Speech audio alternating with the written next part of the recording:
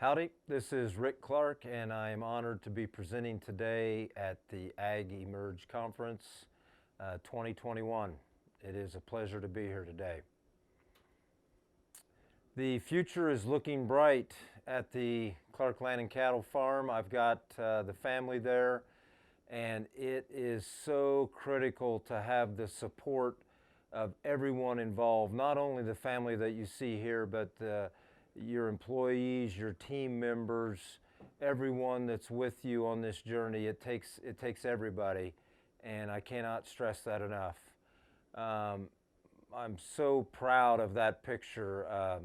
I've got our oldest daughter Jessica is holding my first granddaughter Charlotte, and Rachel, our second daughter Rachel, is holding our first grandson Noah. And that was the absolute brightest star in 2020. So it's very, very critical to have family with you. Okay, I'm a Purdue graduate from the School of AgEcon. I'm a fifth generation farmer. I've been practicing now for about 37 years. Beautiful wife Carol for 32 years. Daughters Jessica and Rachel, you just saw them in the previous slide. Carol was in the previous slide as well. And on the farm, my father Richard. I have to pause here and give Dads a lot of credit. He is the gentleman who taught me how to think, and that is critical in this style of farming that you're going to see in this next hour of presentation. You have to be quick on your feet. You need to be nimble. You've got to be able to think outside of the box, and you've got to be able to forward think and be progressive. And those are the things that my father taught me, and it is invaluable to the success of what our farm has done. My nephew Aaron is also on the farm. We've been no-tilling soybeans for about 17 years. We've been no-tilling corn for 12. We've been doing cover crops for 12, and we've been farming green for 10. And I'm going to give you my definition of farming green in just a few moments. And that I think is one of the major parts of what we do that's made us so successful, is this farming green. We have a 6-crop system plus one is what I like to call it. Now, a lot of the neighbors in the neighborhood are on a 2-crop system: corn, soybeans, corn, soybeans, corn, soybeans. We are able to now use 6 crops. It's not in any particular order. It's corn, soybeans, wheat, alfalfa, field peas, and livestock. And then the plus one is what I call regen. And regen is where you take an acre of your farm out of production. You do not have a cash crop growing. You are focusing the whole year on a cool season cocktail, followed by a warm season cocktail, followed by the cocktail that you want for the next coming cash crop. So when I go and speak around the world, a lot of people say you can't do that here. We're too far north. It's too cold. I don't want to hear those excuses. If you bring in a cereal grain or you bring in this regen concept, there are no more excuses. You have plenty of time in the remainder of that growing season to establish your cover crop that you need to get prepared. So it's critical that we get as many cash crops as possible. Currently, the farm is 1,200 acres certified organic, and the remainder of the acres are in transition to organic. Now, this is not primarily going to be an organic presentation, but it is going to be a presentation that if you are willing to come with me on part of this journey, there are many aspects of what we do that you can do falling short of organic, and you can decrease input costs, still maintain good yield levels, and become extremely profitable. We use no starter fertilizer, we use no fungicides, we use no seed treatments, we use no insecticides. Now those are big statements there. We're doing this farming with none of this. We've not applied any phosphorus for 7 years. We've not applied any potassium for 7 years. We've not applied any ag lime in 7 years. Our pH on the farm is averaging around 6.8 and either holding steady or rising. That's after not applying any lime. The reason why we can do these things is because we've taken away those synthetic attributes that are acidifying the soil and salting the soil, where we no longer need that lime to bring the pH back into normal ranges. So once you can get far enough into this journey and start taking this stuff away, you can really start to see the huge benefits. We've not applied any nitrogen in 2 years to the farm, and that includes manure. Some people may say that I've totally lost my mind. We have a dairy that within 5 miles of the bulk of our farm, that their drag line could reach upwards of 2,000 acres of our farm, and we do not use any of their manure anymore. We used to, we don't anymore. I think the manure is a huge detriment to the microbial biome. I don't think they can handle that big of a flush of nitrogen and nutrients at one time. So, and because of that, and also the compaction that comes with that process, we have to eliminate it, because we have sold every piece of tillage equipment on the farm except we have one vertical tillage tool, and it probably will be sold. We haven't used it in a while. But what I'm getting at is I don't have any means to offset anything that gets done outside of our system. So we are just totally eliminating all outside inputs. Everything is done naturally. Even if there are products that are OMRI approved, we are not using them on this farm. It is absolutely bare, naked, nothing but planting seed, rolling crops, and planting cover crops. Here's my definition of farming green. Planting the cash crop of corn and soybeans into a living, growing green cover crop. Termination may not occur for up to 30 days after planting, but typically it's happened within 3 or 5. Now what you're seeing in that video running, we're planting corn into cereal rye. That cereal rye is 5 feet tall, and everywhere you read and everything you hear, you can't plant corn in cereal rye. Yes, you can, if you understand what's happening here and you become a student of the game. I am a student of my game. I know that at this point in time, the carbon to nitrogen ratio of that cereal rye is at least 70-1. And I know that it is tying up a lot of the nitrogen and a lot of the nutrients that corn crop needs. So back in the day, when we used to use fertilizer, we would apply 150 pounds of ammonium sulfate to these fields after we rolled the cereal rye down. So we transitioned from a chemical termination to now we do a roller termination, and that was still being done even up to 5 or 6 years ago. That's the same cornfield that has that mulch now is laid down, and I'm now going to describe to you what I think are the benefits of farming green. It's to maximize what that cover crop was intended to do. We are spending sometimes upwards of $40 an acre on these cover crop cocktails. The last thing I want to do is go out on the first warm day of spring and burn all this to the ground with chemicals. Yes, it's done you some good, but you've left so much on the table by doing this. If it's a cereal grain, a cereal rye, a barley, a triticale, something like this, they are sequestering nutrients. They are also armoring the soil and protecting the soil from wind and water erosion. If it's a legume package, it's fixing nitrogen for you. I've already explained to you that in our system, we no longer use any outside nitrogen sources. So we have to let these cocktails go way far into maturity.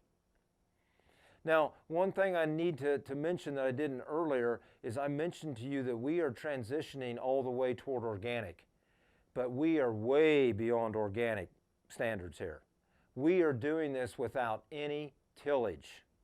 So we are doing cover crops for weed suppression and nutrient sequestration and nitrogen fixing, and we are doing no tillage and planting our cash crops into those green growing cover crops. That is important to remember of what system I'm talking about here. Growing carbon, that seems to be the big buzzword right now. We've got to grow carbon to sell carbon credits. We don't sell any credits. We've been talked to by many companies wanting to buy our carbon credits. It's not that I'm against it. It's a young market. I don't think everyone fully understands the ground rules. And as far as I know, there is no metric to accurately measure carbon in the soil profile in a repeatable form. So what's to say everyone is playing on an even playing field here? And then the second reason why is a farm operation like ours that's been doing a lot of these practices for many years. How do we get paid for the work we've already done leading up to today? So there's still a lot of things that need answered on the carbon front, in my opinion. Erosion control, wind and water erosion. Look at that mat we've laid down there. It is going to hold, I mean, that corn is probably, V5, V6 growth stage. We're on 20-inch row spacing. We can get to canopy pretty quick, and that's an important factor of our system also. Increased pounds of biomass. Now, this is what it's all about. If we want to build soil health and feed the microbes, and in our system, we're trying to suppress weeds now with these cover crops. We need 6, 7, 8, 9,000 pounds of biomass to fulfill what we need to do. Now, I have a rule of thumb of what I want our cover crop package to do. It's 70-30. I want the cover crop to suppress 70% of the weeds, and I want the canopy of our cash crop to suppress the other 30. That's why it's important and imperative that these cash crops get through this canopy and get growing quickly and get up to reach canopy so then they can continue the weed suppression process. We plant soybeans on 20-inch row spacing, and we plant corn on 20-inch row spacing. Limit evaporation. This is critical in the heat of the summer. When you have built your soil up to the point where you've increased the carbon in the soil, you've got infiltration rates that are high, you've got aggregate stability, you've got all these means to hold water holding capacity. Now we need to put a lid on that water holding capacity and eliminate evaporation into the atmosphere. And that's what this mat does. Suppress weeds. This is critical in our system now. We need the biomass to suppress weeds. That is my benefits of farming green. What drives our system? It's all about building soil health. I will sacrifice yield to build soil health. I do it every day, every single day. I make some decision that's going to impact yield, but I will not jeopardize the years it's taken to get the farm to where it is today. I'm not going to jeopardize that. Diversification. This is critical. We need those opportunities to go out and exploit a 16-way cover crop. And there's only a few ways you can do that. You've got to come behind a cereal crop. You've got to do a regen and absolutely leave acres out. Last year on our farm, we left 400 acres out of production. 400. How can you do that? Well, we have to stop looking at a single year snapshot of ROI or profitability or whatever your term is. We have to start looking at the average. Now, when you start to look at the benefit of what that regen year is doing for your soil and the microbes within it, that then you are rewarded with that next cash crop, and then you add it to the other 4 crop rotation you have, all of a sudden that 1 year doesn't look so bad. And it's never a 0 anyway, because you are building soil health this whole time. Cash crop rotation. We've got 6 things now that we're rotating through the farm. And the one thing that we're probably increasing the quickest right now is livestock. It is imperative to build fence and build the infrastructure and start moving livestock across the farm. There are many, many ways to build cheap fence today. Many ways. And get going and build fence and get some cattle back in. Data collection. How do you know where you're going if you don't know where you've been? You've got to collect data, you've got to baseline where you are, then when you start to pull the inputs away and you start to see what your yields are doing, you can now look to see, yes, this is working, or no, it's not, and why is it not working? We've got the data now to look at. We've been collecting data on our farm for 20 years. And it's not so much data collection as it is what are you doing with that data. Hey, those are beautiful harvest maps. Wow, look at all those great colors. But what are you doing with them? So get the data and get it collected and start using it to your advantage. Armor the soil. I've already talked about that. Armor the soil. Building human health. We don't think about this near enough. This is important to the future of our planet. We've got to stop exposing ourselves to pesticides and herbicides. And we've got to start getting more nutrient density food. These are things that are critical for the success of the future here. Being a good steward, that is a word that is self-explanatory.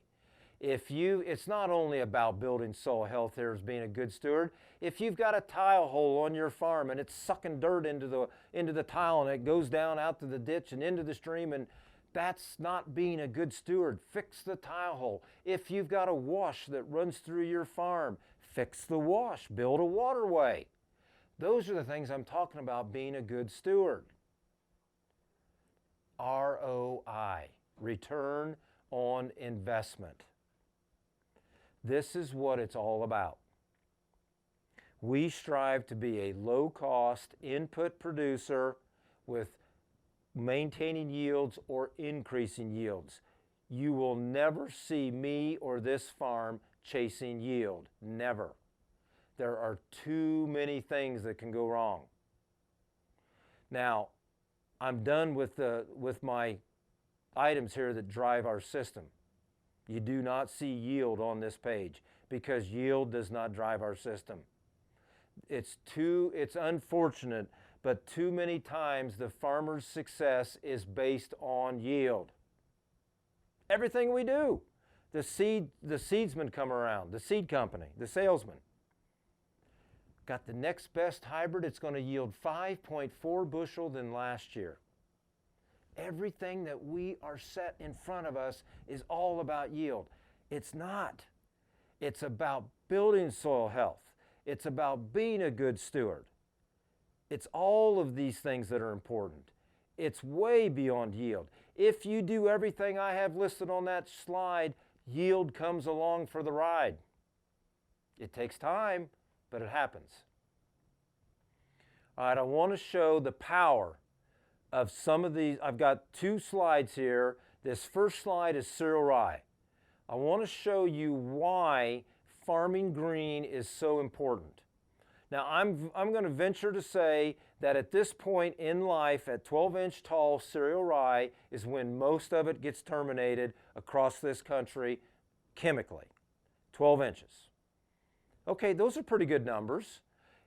Okay, this is what we do. I need to explain how we get to this. We go out in the field and we measure out a 2 foot by 2 foot square, and we clip everything in that square, and we put it in a bag, and we overnight it to the lab. And this is what the lab sends back. So the reason why we do a 2 foot by 2 foot square is we can make the calculation on what percentage of an acre that is, so then we can get to these numbers. 82 pounds of N was sequestered in the stalk or stem of that cereal rye plant. You now begin to understand why when you plant corn into cereal rye, it can wreak havoc unless you understand what's going on here. Now I need to set this up just a little bit more. This was a field that was planted to corn last fall, and we then came in and we drilled 100 pounds of cereal rye, L-bond cereal rye. Then it goes into dormancy, comes out of dormancy next spring, and we start these tests. And this field is going to be planted to soybeans. If you just give me 4 days, in 4 days, it went from 12 inches to 18 inches. Look at the nitrogen, and now look at the 0060. I've already done the calculations here to convert this to potash. And look at our biomass. 28-inch tall rye. These are mind-boggling numbers. Now remember, most of this rye across anybody who's doing cover crops would have been terminated way back at 12 inches.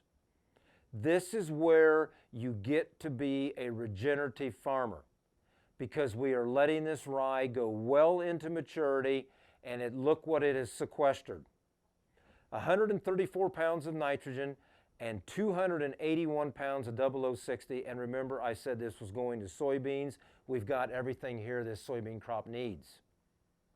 Well, that's great, Rick, but how much of that's going to be available? Luckily, I had my brain hooked on.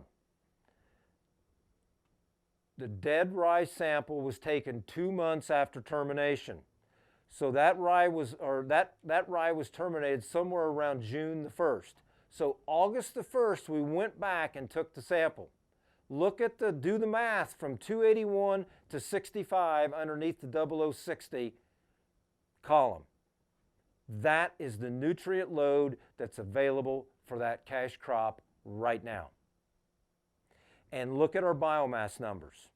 We got to almost 7,000 pounds at 28-inch rye, and 2 months later, we were at 3,500. Do you see why it's so critical now that I need the 70-30? I've got to have the help from the canopy of the cash crop to help suppress the weeds. This is a carbon to nitrogen ratio, probably, when it was terminated, it was probably pushing 80-1. And still, the microbes took out over half of it in 2 months. So this is the stuff that really drives it home. This is our favorite method to do soybeans. This is one of our 2 methods of doing corn. The power of fixation clover. May 20th. Okay, 75 pounds of N has been fixed from this fixation clover on May 20th. Look at the P2O5, the K2O, the calcium, and look at the manganese numbers down there. And the biomass is at 3,800. Okay, this is all good. It's all good. If you want to go plant now, then go ahead. Now this is what I'm talking about, where I'm going to let this go into full maturity, but let's say you don't want to follow me over to this island and you want to do just some of these practices right here. We could sit here the rest of the day and argue about how much of that nitrogen is available, but I know from the testing that we've done on our farm, I'm going to take half of that credit now. So what, 37 pounds.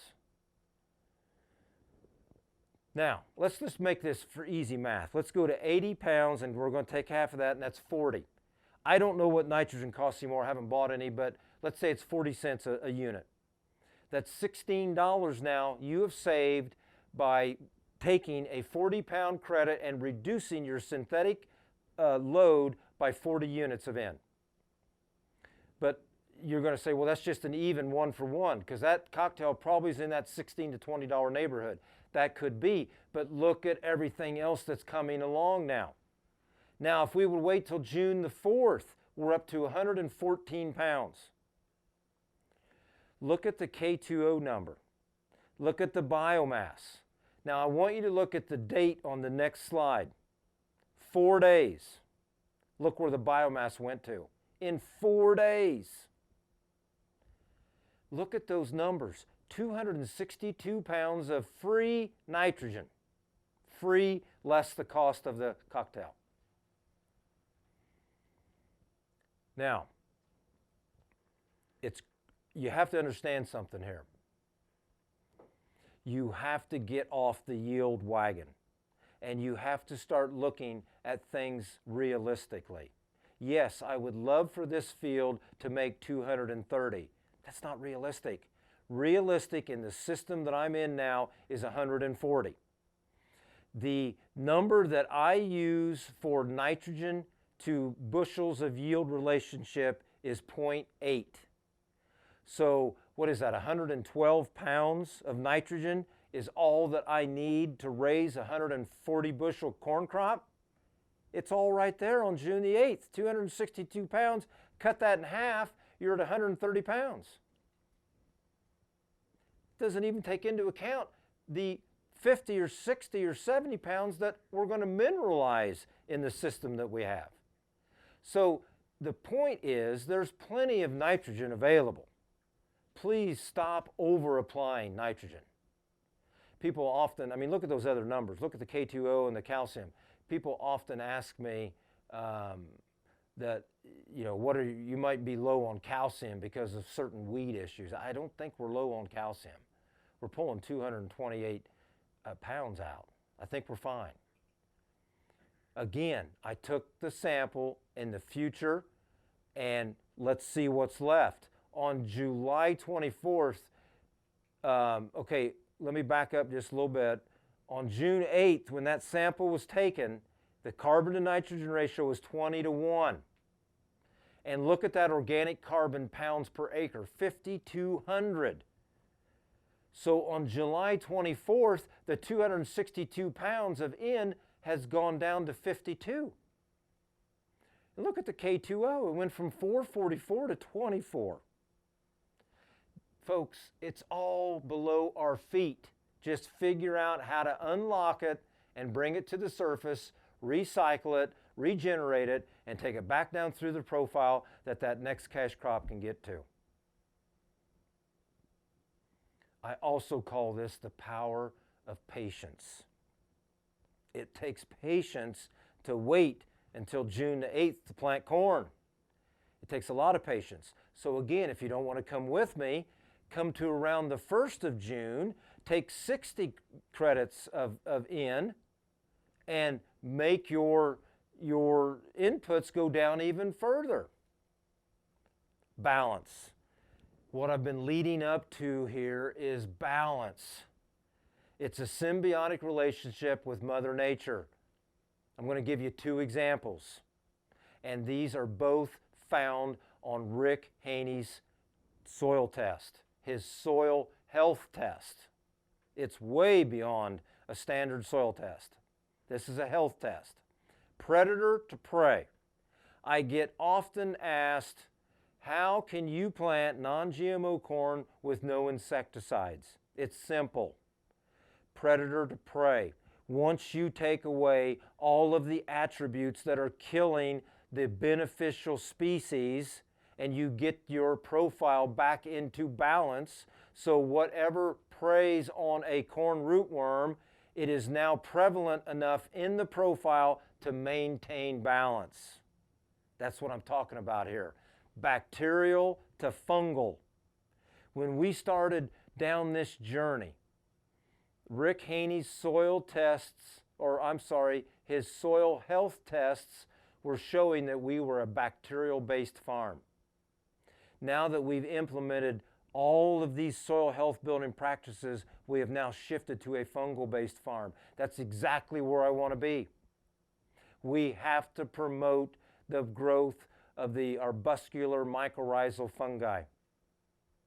It's imperative that these things happen. And to do this, you have to take everything away. I'm sorry, but I talk in very plain, straight, there is no gray area. It's no tillage. it's no chemicals. All of these things are harming the balance that we're so hard trying to achieve. I don't think I'm in balance yet, but I'm a heck of a lot closer than I was 10 years ago. Change is good. We've got to drive this home. I am not here to say that the way your dad or your grandfather farmed is incorrect. I'm not saying that. I'm just saying take a stance and try something different. Change is good. Change is necessary. If we don't do this change, there isn't going to be anything left. So what we're talking about today is going to be irrelevant. Change is the answer. There will be a day coming, and I'm afraid it's sooner than later, where you are going to be mandated on how you farm. If you don't farm with these regenerative practices in mind, you're going to be told how to farm. And that's not going to set well with a lot of people. Change is good. As soil health increases, human health increases. It's definite. There are too many people now talking about these two things. The gut in our stomach is just like the microbes in the ground, a foot down or 6 inches down or whatever, any depth in that profile you want to examine. 30% less nutrient density in our food today than it was 25 years ago. That is absurd. Why in the world would we want to try to grow crops that have less nutrient density than they had 25 years ago? 8 oranges today to equal 1 orange 50 years ago. I just don't understand. It is so right in front of our face. I don't understand why people aren't making these changes. This is one of our preferred methods of planting soybeans. I alluded to this earlier. No-till planting soybeans at boot stage. This is our preferred way to plant beans. The roller crimper follows in 30 to 45 days. Look at the bar waving the cereal rye there. That rye is over 5 feet tall, and folks, your planter goes right through it. We have nothing special on our planter. Matter of fact, we've taken stuff off. We don't have row cleaners. We don't have no-till coulters. We have none of that. This can be done. That's what the field looked like on July 16th. Absolutely amazing. No inputs of any kind. That means chemicals. That means fertilizer. That means nothing. If it's OMRI approved, jugs and a bug, we don't use it. I have the impression that we're growing our biology. We don't need that stuff. This can be done. Again, if you don't want to come with me all the way, that's fine. We have totally eliminated a burn down pass right here. That's July 16th, hardly any weeds to be seen. You scout this field. If you feel you need to spray a post-spray, go ahead and spray. But please don't spray just to be spraying. Scout and see what you need. That's the field on August the 10th. Yes, there's some grass coming, but I've got a theory on that. And I'll just go into that right now. I think what's happening with cereal rye and the soybeans is this. I think that the cereal rye is such a tremendous sequester of nutrients. I already proved that on the previous slides. That I feel like it's taking the fuel that the early germinating weeds need and it's suppressing them. Not only with its canopy, but with the fact that it's taken the food away from them. So it's buckled them at their knees, it's weakened them, so now when that cereal rye grows and starts to canopy the sunlight, those weeds are done. Now, let's follow this through to the end. So now that cereal rye has grown up, we've rolled it flat, and now I showed in the slide, anywhere from 4 to 8 weeks later, almost all of those nutrients have released. Well, now, what's happening?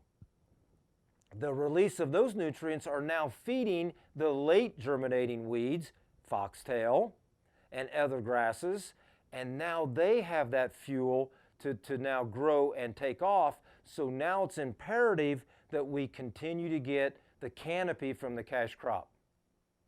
That's what I think's happening.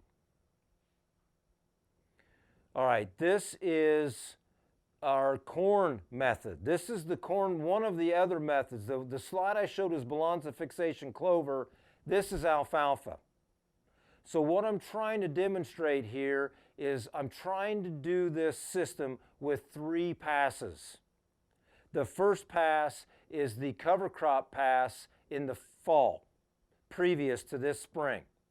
The second pass is this no-till corn planting into standing alfalfa. And then the third pass is roller crimping. Now, I can't explain, or I cannot stress how difficult this is, folks. This is not for the faint of heart here. We're talking about planting a grass of corn into a living perennial. This is almost suicide.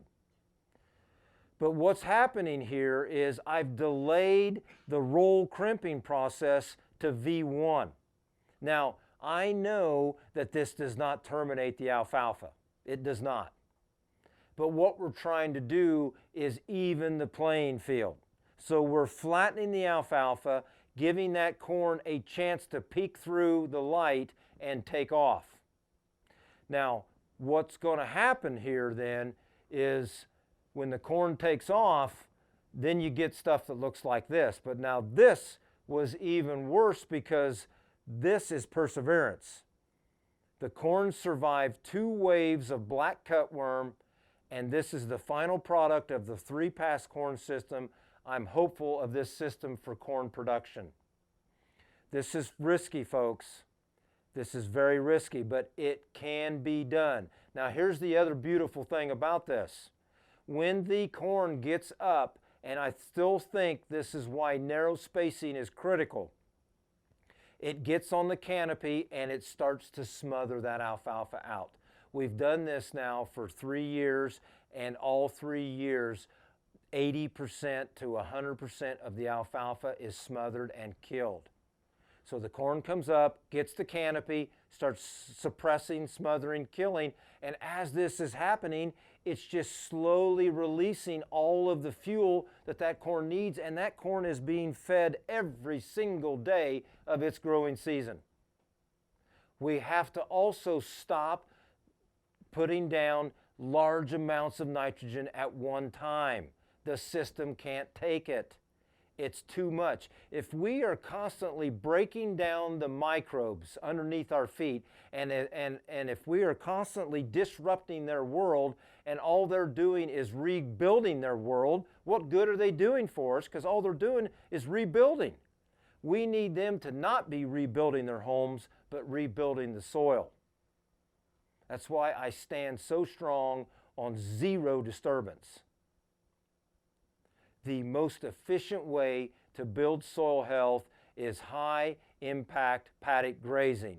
Now that picture does not represent high impact paddock grazing, but it represents the fact that we've got cattle on the farm and we are grazing them across the farm. Now you can see the fence there along the highway. Those are 1.5 inch fiberglass line poles. You don't need any insulation. We're using a 12 inch hollow fiberglass pole, and by pounding a 5 inch fiberglass pole in the ground, you don't need any H braces and you don't need any insulation. This is extremely cheap fence. But if you want to build soil health the most efficient way you can, you need to incorporate livestock across the farm in some fashion. Good data leads to good decisions that then puts you in a position of strength. Again, how do you know where you're going if you don't know where you've been?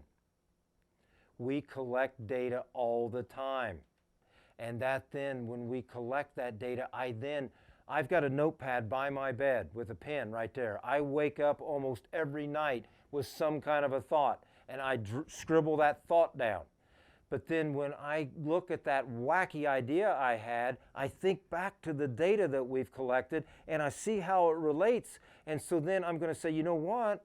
I think we can do this on 40 acres, and I think the outcome is going to be this. And that's what we do it on. Small acres, test on your own farm, and see what happens. Now, I think this slide right here is probably the most powerful slide in the whole deck, right here. Stability. What this is showing is the travel of time through our system. Let's look at corn on the left. Standard deviation here represents yield. So as you can see, when we were just getting ramped up into our system here, the yield variance was all over the board. And now when you've moved through that time window, I mean, everyone says it's 3 years, it's 4 years, it's 5 years. It's probably 5 to 6 years was when you really start to see this thing come to fruition. Look at those lines. They've come together. I couldn't have done this without the data behind it. Standard deviation used to be 28 bushel, now it's less than 5. Soybeans used to be almost 9, now it's 2 3/4. That kind of information puts me in a position of strength. I can now forward sail in an upswing market and confidently sell bushels into that price rally. Now, I can't tell you what my yield's going to be, but I've got a pretty good idea on how far into that expected yield I can sell. That puts me in a position of strength. Regenerative, organic, stewardship, education. That's what I call what I'm doing, ROSE. Regenerative organic is a systematic approach to building soil health and being a good steward to the land with no tillage and no inputs, period. Am I sacrificing yield to maintain soil health? You bet. Proudly do it every day. This is a very bold statement. There'll be people argue with me. That's fine. You do what you do, I'm going to do what I do. You have to live in your own skin. This is very important. I'm going to close up here with some thoughts that I think you might enjoy. These are some of the pitfalls that I've done that I maybe can stop you from doing someday. Start easy. Don't get in over your head. This is important. It's important that you have success on your first try at something so foreign as planting into green growing cover crops. Do not plant wheat following beans in rolled rye. If you are not going to chemically terminate and you're going to use the roller crimper and you're going to sell your wheat by the kernel to your local elevator, you're going to get every load rejected. Here's why. When we go back to the system of planting beans at boot stage and roll crimping at anthesis, it's dropping pollen. There will be some of those seeds that will get fertilized, and you're going to have volunteer rye. You're going to be driving down the road next spring, and you're going to be so proud of that beautiful green wheat crop, and then you're going to slow down, you're going to say, no, wait a minute, what's that thing growing a foot taller out there? That's volunteer cereal rye. Your elevator person is going to reject every load. Now, if you have the ability to sell this into a feeding program, I don't believe your feeder's going to care. So it just depends on where you are and what's going on. Know your date for winter kill species. This is important because you need to know when you can last plant like a tillage radish, a sorghum Sudan, an oat, a cowpea, things that are going to winter kill. You need to know what those dates are. Be aware of hard seed. Typically, you're only going to see this in hairy vetch, and I don't I do worry about it, so when I do buy hairy vetch, I try to buy it with the least hard seed percentage that I can. And I planted Villana this fall, and Villana has less than 1% hard seed. So we'll see how we get along. But what that means is nothing will kill that hard seed. No chemical will kill it. It's okay to shorten relative maturity of cash crops. We've done it. We in the region, okay, let me explain where we are. I'm west central Indiana, 15 miles north of Interstate 74, straight east of Champaign, Illinois, right on the Illinois line. Okay, you get the region that I'm in now. We used to plant 110 to 116 day corn. We now plant 98 to 106. We used to plant 3.2 to 4.2 soybeans. We now plant 1.7 to 2.6. It is imperative that you get these cover crops established in the fall in a timely fashion, and this is another way to do it. Do not underestimate the power of networking. Do not underestimate what's happening with AgEmerge today. Even though this is virtual, it doesn't matter. You can still go into side rooms and ask questions to the presenter, and then you can still, I'm sure these recordings will be available for future views. Do not underestimate what's happening here. This is what keeps it going. All the ideas and all the thought processes happen in those closed rooms or the hallways outside of those rooms. Scout fields stay on top of problems, especially in the beginning. We need to know what's going on. Keep plants attached. If you've got yourself into a situation that you think you can't get out of, your cereal rye is 5 feet tall, and I've still got to plant beans, I don't know what in the world I'm going to do, and you think you're going to go in there with a disc and knock it down, you're wrong. You're going to create a bigger mess than you could ever imagine. You're going to go 100 feet, and everything that's turning on that planter is going to be plugged because you have dislodged plants, you've cut plants, you've now made it available to be picked up by the planter. I showed you in the video earlier, it doesn't matter. It's 5 feet tall, the planter goes right through it. That cereal rye just bends and leans and goes through because it's still attached. Do not panic. Ask for help. There are plenty of people willing to help. Understanding Ag, Ray Archuleta. These people put schools on to help you. There are government officials, NRCS, SWCD. They are trying to train themselves to help answer the questions the farmers have when they walk in their door. Do not plant V&S cereal rye if you're going to roll crimp. I plant L-bond variety specific. V&S means variety not stated. If you want to roll crimp, you could be getting a cereal rye that has 6 different species in it, and they're all going to mature at different times, and when you go in there to roll it down, some of it's going to stay down, and some of it's going to stand right back up. You're not going to be very pleased with the roll crimp for your biomass mat that you need to suppress weeds. Collecting good data is critical to success. I've already driven this home. I'm going to move on. I got a lot more I got to get across there. Educate your landlords because most will be supportive.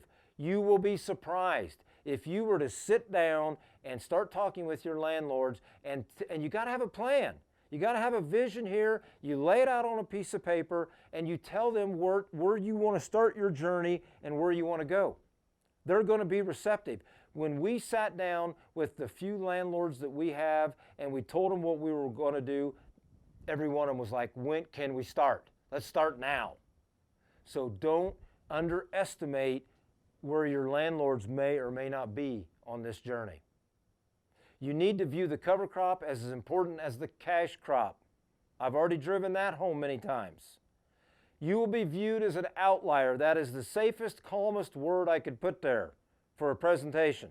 Believe me, I've been called many other things. Keep your skin thick and keep plowing ahead. Continue to soil test. I am going to phase out the old style soil testing, not going to do it anymore. I'm going to continue to Haney test. I think that is a very important measure of soil health. Do whatever you can to have a cover on every acre. Do not get hung up on yield. It is not about yield. There are so many other benefits. Be patient. The soil starts to change at 3 years. We've got a farm that I bought 3 years ago in Illinois. On paper, it is absolutely, bar none, the best field we have. On paper, 5.5% organic matter, 1.2% slope. It is primo. It has been mass destruction its whole life with tillage. For the last 3 years, or all 3 years of owning that piece of ground, it has been at the bottom of the farm for ROI. Because it takes time to get your field and your soil out of the mass destruction mode into the soil health building mode. So don't give up when you still haven't seen a change by year 3. It's going to start though. I can just tell by walking out into that field. It has aggregate stability. It has tilth. It has mellowness. It has everything you want. Establish a baseline to monitor change. I've already talked about that. Delta Force. Now, I don't sell anything, but all I want to say here is get some kind of a hydraulic force on your planter so you can hold your row units where they need to be. We have an option in there on the iPad with Delta Force that you can see as applied downforce. And our fields are so mellow and have so much tilth now that we are in lifting mode. When you look at the as applied downforce map, it's negative. That means it's lifting the row unit to go through the field. Test on your own farm to see what works or does not work, and do small plots and then replicate it out across a few more acres and maybe in years 1 and year 2, and then if you really like what you're seeing, go. Take it across the farm. Remember, the people who are being talked about are the ones who are creating the change. Change is good. Stay with it. Stop looking at single year ROI and take the average. Be aware of residual chemicals used. Too many times we want to go out in the spring and say, oh, here you go, another failure of cover crop. It didn't survive the winter or whatever. I'm tired of doing this. No, wait a minute. What was the last chemical you sprayed and when? Maybe that species you just planted was not off the label yet. So don't always assume it's the cover crop's fault. Evernote, it's like a daily journal app. We use this, I take pictures, you upload pictures, you can then add text to those pictures, and it's another layer of data that we can use to pick out why some fields did this and some fields did that. Do not jeopardize the livelihood of your farm. You know, that wacky guy from Indiana, he told me to go do this. No, do this in small amounts until you get comfortable and then start moving up. Buy cover crop seed from reputable sources. You don't want to bring in somebody else's weed problem, okay? Do not get into a monoculture with cover crops. That can happen just as bad as we do with the cash crop. I'm going to tell you that soybeans and cereal rye are a definite, but that's not good enough. We need to get the cereal rye out there at a timely fashion to where we could add sorghum Sudan, radish, maybe some oats, some cowpeas, sun hemp, sunflower. All these things I just mentioned are going to winter kill, but you've now taken a monoculture species and just added 6 more to it. That's the diversity that we're talking about. The success of next year's cash crop starts with the success of this year's cover crop. Think about that. We've got to get the cover crop established in time this fall to where it is maximizing what we intended for it to do next spring. If you chemically terminate covers, do it close to planting time. Topsoil. This is a gentleman in Iowa that's got a platform that I'm liking the looks of. I think this will probably replace Evernote with me. You're going to be able to upload everything from your farm to Continuum Ag Topsoil and do it in a one-stop. I think you need to check it out. I think you'll like it. Grass will be the nemesis. It is. In the system that I'm in now with no more chemicals and no more tillage, grass is going to be a problem. We've got to continually try to figure out how to alleviate the issues with the late coming grass. Do not make excuses that support your agenda. Enough is enough. Change is good. Start now. I'm going to tell you, just yesterday, my two daughters yesterday were this big. I was holding them in my arms yesterday. Now I'm holding my grandchildren. It goes that fast. Make it happen now. Unfortunately, a farmer's success is measured by yield. That's too bad, because there are so many other ways to measure the yield. Input reductions. I have got to move through this. From 2011 to 2020, look at where we've come. We've reduced diesel fuel by 48.5%. We've reduced horsepower by 64%. We're down to 1,200 horsepower on the farm of 7,000 acres. We've taken synthetic in from 220 to 0. We've taken MAP from 330 to 0. Potash, 0. Lime, 0. Chemistry, 40 to 0. Now, the chemistry is kind of a tough one because it's an average of what we've been doing on the farm, whether it be some wheat, whether it's corn, it's soybeans. So these are very conservative numbers here, okay? It's probably more reduction than I'm showing, but I've just got to make sure I'm being representative. This is what those numbers mean on a dollar-wise. That fuel savings is $35,000. The nitrogen, $220,000. The MAP, $140,000. Potash, $142,000. Lime, $53,000. Chemistry, $240,000. That's an annual savings of $828,000, and that dollar amount is repeated every single year. That drives it home. You can't do that. Oh, yes, I can. Sacrifice yield to maintain soil health. I do it every day. Totally eliminated crop insurance. I believe so much in our system, there is no more insurance. Plant green into living cover crops. You can do it. Plant beans into 72-inch tall rye. We do it every year. Plant corn into cereal rye.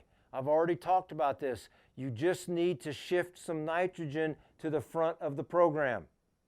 And you can outdo what that cereal rye is doing by sequestering those nutrients away from it. It's okay to have 12 plans.